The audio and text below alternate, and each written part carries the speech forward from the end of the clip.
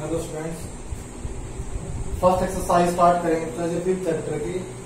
इसका basic introduction last video में किया था, जैसे पिछले वीडियो के अंदर। तो यहाँ पे जो फर्स्ट क्वेश्चन है, इसके चार पार्ट्स हैं। चारों के चारों पार्ट में स्टेटमेंट्स दे रखे हैं। उस स्टेटमेंट को रीड करके हमें यह बताना है कि गिवन कंडीशन जो सीक्वेंस हमें मिलेगी वो एपी है या नहीं है। तो एपी की जो कंडीशन आपको बताई थी कि अगर second term minus first term equal आती है third term minus second term. दूसरे तरीके से कहें, अगर कॉमन डिफरेंस जो होता है वो इक्वल चलता है, जो कोरिस्पॉन्डिंग टर्म्स हैं उनका डिफरेंस सेम है तो वो एपी होती है, वरना नहीं होती। सो हम इसका फर्स्ट पार्ट की स्टेटमेंट रीड करते हैं। The taxi fare after each kilometre when the fair is ₹15 for the first. किसी टैक्सी का किराया जो फर्स्ट किलोमीटर है उसके लिए है ₹15। बाकी जितने भी किलोमीटर होंगे पर किलोमीटर के हिसाब से 8 ऐड होता रहेगा। तो जो फर्स्ट पार्ट है उसके अंदर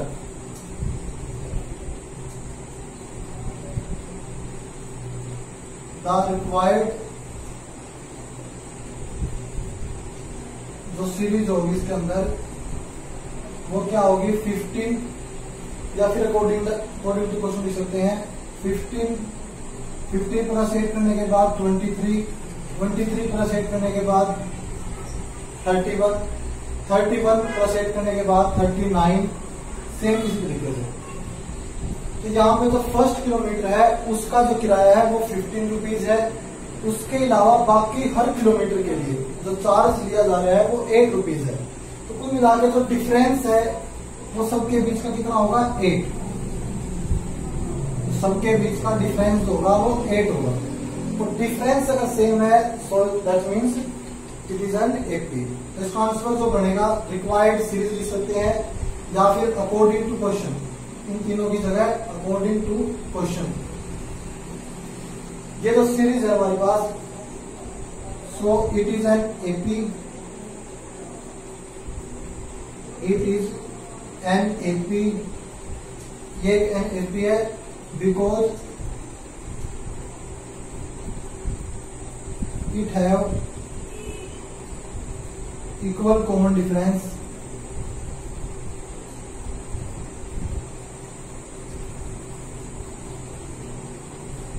जो कॉमन डिफरेंस है या इक्वल की जगह सेम ऑफ 8 लिखे या ना लिखे। रीजन यस है तो केवल रीजन का हर क्वेश्चन का, चाहे कोई पार्ट चेंज करके भी आया है या कोई एक एग्जाम्पल है, यस अगर आंसर आया आपको सीक्वेंस से पता लग जाता है कि इसका ये एपी है। तो एपी का रीजन क्या बनेगा yes because it have same common difference. Yes है तो it have same common difference, क्योंकि कॉमन डिफरेंस सेम है इसी वजह से तो वो एपी है। अगर नो आंसर है इसमें नोट आ जाएगा it does not have same common difference. Reason इतना लिख सकते हैं, उसके बारे में कोई ज्यादा कंफ्यूज नहीं होना। जो सेकंड पार्ट है उसके अंदर बताया अमाउंट ऑफ एयर प्रेजेंट। जो अमाउंट है एयर प्रेजेंट किसी भी सिलेंडर के अंदर, वैक्यूम पंप से अगर उसकी एयर रिमूव करते हैं तो जितने भी एयर उसके अंदर होती है उसका 1/4 पार्ट जो है वो बाहर निकल जाता है। तो सबसे पहले इसको हम नॉर्मली समझे, इन्होंने स्टेटमेंट में क्या बताया है। इसके आंसर को एग्जाम्पल लेकर चलते हैं। मान लेते हैं इसके अंदर 40 ग्राम जो एयर किसी सिलेंडर के अंदर है उसको 40 ग्राम या कोई भी क्वांटिटी ले सकते हैं। इसका तो 1/4 होगा, 1/4 हो जाएगा 10 ग्राम। किसी सिलेंडर के अंदर अगर स्टार्टिंग में हम लेके चलते हैं कि 40 ग्राम उसके अंदर एयर है, तो 1 जो 4 रिमूव करने के बाद 10 ग्राम उसकी रिमूव होगी, तो बची हुई जो एयर है वो कितनी होगी इसके अंदर, हमारे पास में इसके अंदर 30 ग्राम। नेक्स्ट बार जब उसको पंप किया जाएगा तो 30 ग्राम का 1/4 निकलेगा। 30 का 1/4 जो यहाँ पे निकलेगा 7.5 ग्राम। तो जो फर्स्ट पंप करने से जो एयर आई वो 10 ग्राम, सेकंड बार काउंट करने से जो एयर आई वो है 7.5 ग्राम। हर बार जो वैल्यू है वो चेंज होती रहेगी, तो इसका आंसर हो जाएगा नो। ये जस्ट आपके समझने के लिए है, तो सेकंड पार्ट का answer no, it is not an AP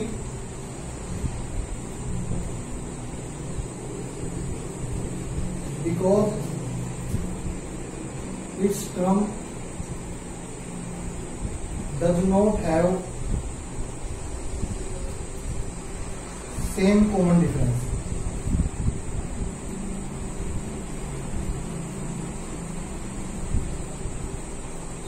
क्योंकि जो इसकी टर्म्स हैं उनका जो कॉमन डिफरेंस है वो सेम नहीं है। वो किस तरीके से नहीं है कि हमने नेट कर लिया स्टार्टिंग में 40 ग्राम, उसके अंदर एयर है, फॉर्म करने से 10 ग्राम निकलेगी, नेक्स्ट टाइम काउंटिंग करने से 7.5 ग्राम मिलेगी। सो वैल्यूज अलग अलग आ रही हैं, इसलिए यहाँ पे हम कह सकते हैं कि वो एपी नहीं है। यस है तो भी रीजन फिक्स है, it is an AP because it have same common difference. जो थर्ड पार्ट की स्टेटमेंट दे रखी है इसके अंदर, the cost of digging A well, किसी कुएं की जो खुदाई करी जा रही है उसके लिए जो चार्ज है, फर्स्ट किलोमीटर है उसके लिए 150 रुपीज है, बाकी हर मीटर के लिए 50 रुपीज चार्ज है। तो सबसे पहले हम इसकी सीक्वेंस बना के देखें, अगर पता लगाने के लिए कि ये सीक्वेंस जो बनेगी वो एपी में है या नहीं है। सबसे फर्स्ट मीटर के लिए 150 चार्ज होगा, उससे नेक्स्ट के लिए 50 चार्ज किया जाएगा, यानी कि 2 मीटर के लिए 200 चार्ज होगा, उससे नेक्स्ट के लिए भी 50 रुपीज चार्ज होगा, तो टोटल 3 मीटर के लिए हो जाएगा 250। तो यहाँ पे हर मीटर के लिए फर्स्ट को छोड़ने के बाद सबकी वैल्यू सेम है। तो यहाँ पे स्टेटमेंट को पढ़ के पहले हमें पता लगाना है कि अगर हमें जैसे ही कंफर्म हो जाता है कि जो डिफरेंसेस आएंगे वो सेम है। सो यहाँ पे सीक्वेंस स्टेटमेंट में कहीं लिखा हुआ कि सीक्वेंस बना के दिखानी है, सीरीज है, पहले यस और नो में आंसर देना है, फिर वाई पूछा गया है तो उसका आंसर देना है। तो सो इसका आंसर यस है, yes it is an AP.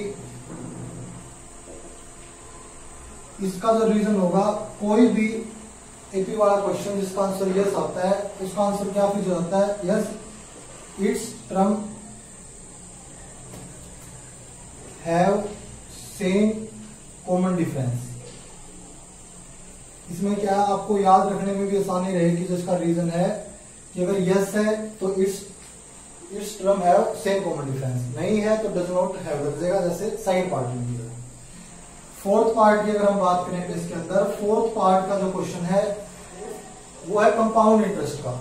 कोई भी पार्ट है अगर कंपाउंड इंटरेस्ट का है तो उसका आंसर नो होता है, सिंपल इंटरेस्ट का है तो वो उसका आंसर यस होता है। तो जैसे ही किसी भी पार्ट में आपको कंपाउंड इंटरेस्ट दिखता है तो उसका मतलब ये नो जो इसकी सीक्वेंस बनेगी वो में नहीं होगी। फिर भी मैं स्टेटमेंट को अगर एक बार बताऊं, अमाउंट ऑफ मनी, तो अमाउंट बताना है कितना बनेगा अगर 10,000 रुपए डिपॉजिट किए गए हैं कंपाउंड इंटरेस्ट पे 8 रुपीज पर एनम। क्योंकि कंपाउंड इंटरेस्ट का चैप्टर आपने पिछली क्लासों में किया है, सेकंड जो ईयर स्टार्ट होगा अगर पर एनम है तो जो फर्स्ट ईयर का इंटरेस्ट वो उसके जो प्रिंसिपल अमाउंट है उसके अंदर ऐड हो जाता है, जिसके कारण उसका इंटरेस्ट हर बार अलग आएगा और ये एपी नहीं होगा। सो कंपाउंड इंटरेस्ट देखते ही कन्फर्म हो जाता है कि ये एपी नहीं है। रीजन बहुत सिंपल है, no it is not an AP because its term does not have same common difference।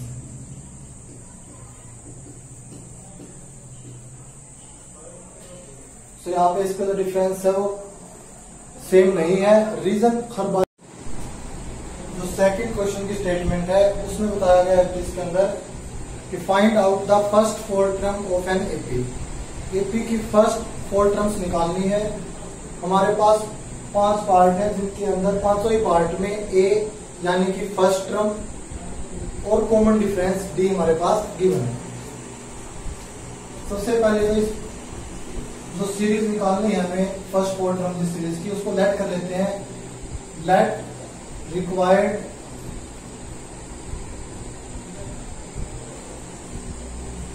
Series is A1 A2 A3 A4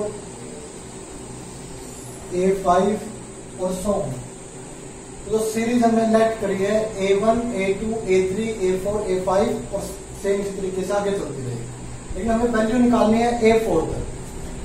यहां तक वैल्यू निकालने से पहले जो हमारे पास गिवन है वो लिख लेते हैं फर्स्ट पार्ट के अंदर। A की वैल्यू 10 और D की वैल्यू भी है 10। जो फर्स्ट टर्म A1 है वो तो A के इक्वल होती है, सो ये वैल्यू हो जाएगी हमारे पास 10। जो सेकंड टर्म है A2 वो फर्स्ट टर्म में कॉमन डिफरेंस को ऐड करने के बाद निकलेगी।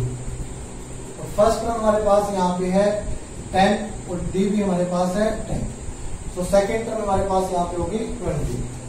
थर्ड टर्म जो है वो सेकंड टर्म के अंदर, क्योंकि कॉमन डिफरेंस ऐड करते चलते हैं और हमारी नेक्स्ट टर्म निकलती रहेगी।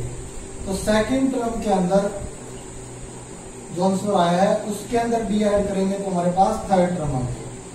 फोर्थ टर्म निकालने के लिए थर्ड टर्म के अंदर D ऐड करेंगे। 30 प्लस 10 हमारे पास हो जाएगा 40। अब सेकंड पार्ट करेंगे इसी हिसाब से हम। सेकंड पार्ट में भी सबसे पहले सीरीज को लेट करेंगे। लेट रिक्वायर्ड सीरीज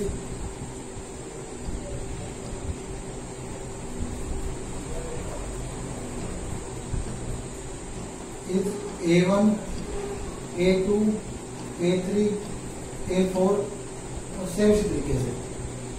यहाँ पे भी इसमें जो A1 और जो A की वैल्यू और D की वैल्यू दे रखी है वो लिखें सबसे पहले। A की वैल्यू -2, D की वैल्यू 0। तो A1 किसके इक्वल है? A के इक्वल है। तो यहाँ से A1 की वैल्यू आ गई हमारे पास -2 और A2 हो जाएगा फर्स्ट टर्म के अंदर D ऐड करेंगे और 0 ऐड करने से हमें पता है कोई फर्क नहीं पड़ेगा, तो सेम यही आंसर आ जाएगा। A3 के अंदर सेकंड टर्म में D ऐड करेंगे, यहाँ पे भी -2। फोर्थ टर्म में भी थर्ड टर्म के अंदर D ऐड करेंगे, यहाँ पे भी आ जाएगा -2। तो जो फर्स्ट पार्ट की जो सीरीज थी वो हमारे पास है 10, 20, 30, 40। और जो हमारे पास यहाँ पे आंसर आया सेकंड पार्ट में, सो सीरीज विल बी -2, -2, -2, -2। सेम इस तरीके से चलते रहे। सेम तरीके से इसमें नेक्स्ट पार्ट्स होंगे। इसका एक पार्ट और कर लेते हैं जिसमें बाकी दो पार्ट आप ट्राई करें। इससे लास्ट पार्ट और बोलते हैं फिफ्थ पार्ट, थर्ड और फोर्थ पार्ट ट्राई करें। अगर किसी में प्रॉब्लम है तो व्हाट्सएप पे मैसेज कर सकता है या फिर कमेंट में यहाँ पे लिख सकता है। एक पार्ट और कर लेते हैं जिसमें सारे पार्ट सेम है, तो जरूर ट्राई करें इसको। फिफ्थ पार्ट में इसके अंदर भी सीरीज लेट करेंगे। Let series A1, A2, A3, A4, A5 इसी तरीके से। और A की वैल्यू फिफ्थ पार्ट में दे रखी है -1.25, D की वैल्यू है -0.25। तरीका वही सेम रहेगा। A1 A के इक्वल है, सो हमारे पास वैल्यू आ गई -1.25। सेकंड टर्म जो है वो फर्स्ट टर्म के अंदर D की वैल्यू ऐड करेंगे।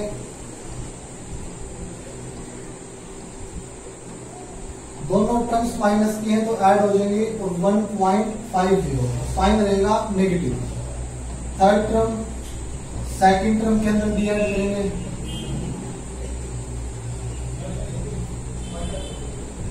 इसके अंदर हो जाएगा 1.75। फोर्थ टर्म थर्ड टर्म के अंदर D ऐड करेंगे,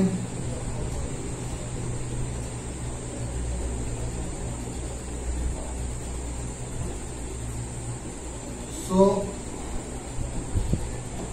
सीरीज विल बी -1.25 -1.50 -1.75